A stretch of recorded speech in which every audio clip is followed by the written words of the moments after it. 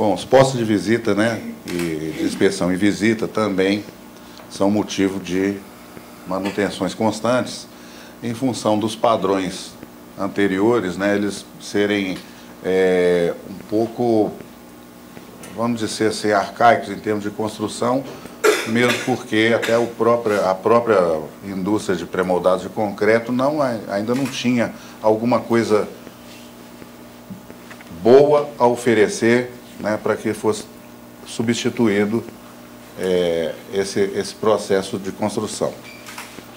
Então, é o que a gente vê comumente, né, esses abatimentos decorrentes aí de infiltrações que ocorrem dentro do PV nos momentos em que ele recebe algum refluxo, principalmente nas épocas das chuvas, quando a quantidade de água pluvial lançada indevidamente nessa rede provoca isso que a gente vê aqui.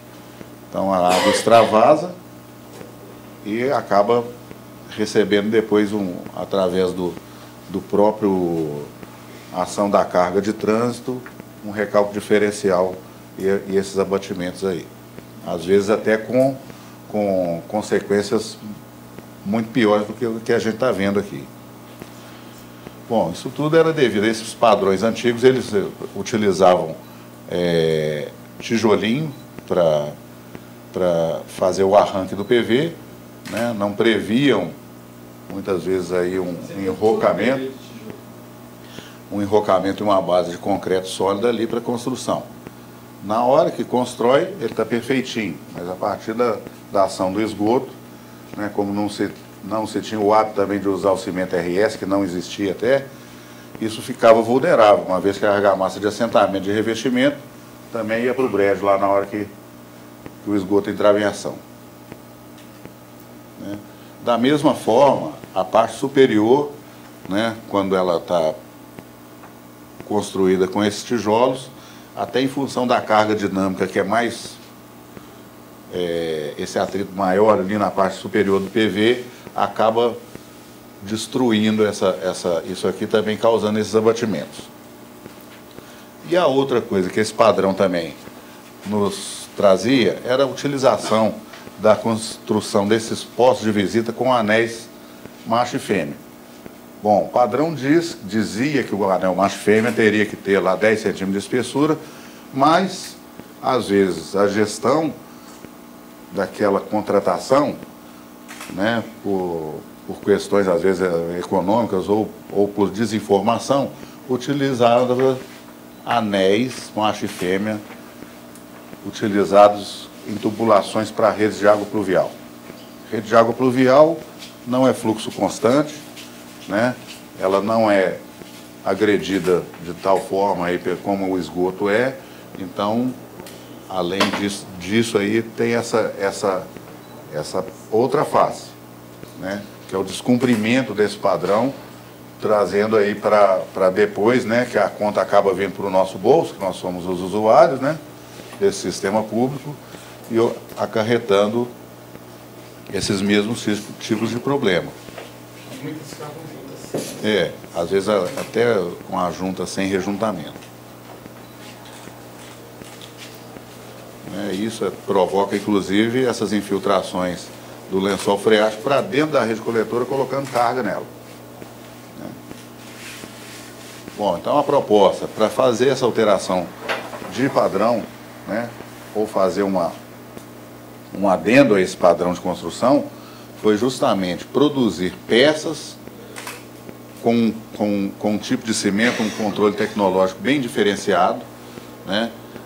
São peças aí que são produzidas com concreto de 40 MPa, índice de absorção de água muito baixo e isentos de armação de aço, tá?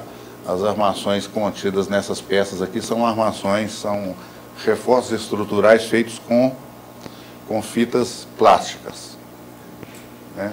Ou PET ou de poliéster, né? São diversos tipos aí que a gente tem para fazer o reforço estrutural dessas peças, né? De forma que a tendência de durabilidade é bem maior, né? Sempre com cimento resistente a sulfatos, e criamos esse PV utilizando dessas bolsas internas aqui para ter uma condição de estanqueidade muito maior e estabilidade na hora que o osso é montado, né? Aqui em todas essas bolsas aqui tem rejuntamento e às vezes também pode ser usado até rejuntamento intermediário com borracha de poliuretano autonivelante. Ou seja, você pode construir até um poço de sucção, um poço para ficar constantemente cheio, que não vai, vamos dizer aí, não vai ter problemas de vazamentos, né, de estanqueidade, né? Anel de arranque, né, que são esses anéis frisados. É a grande diferença que tem sobre o sistema convencional. Ali onde a gente viu que tinha os tijolos, a gente tem esse arranque frisado, que ele é uma peça enfraquecida para ser quebrada facilmente na hora da montagem aqui no fundo do PV. Então, concreto embaixo, tubulação entra e sai nesses furos que são feitos, e depois aqui dentro é feito um complemento de concreto também com o cimento RS, e ela fica uma peça super resistente.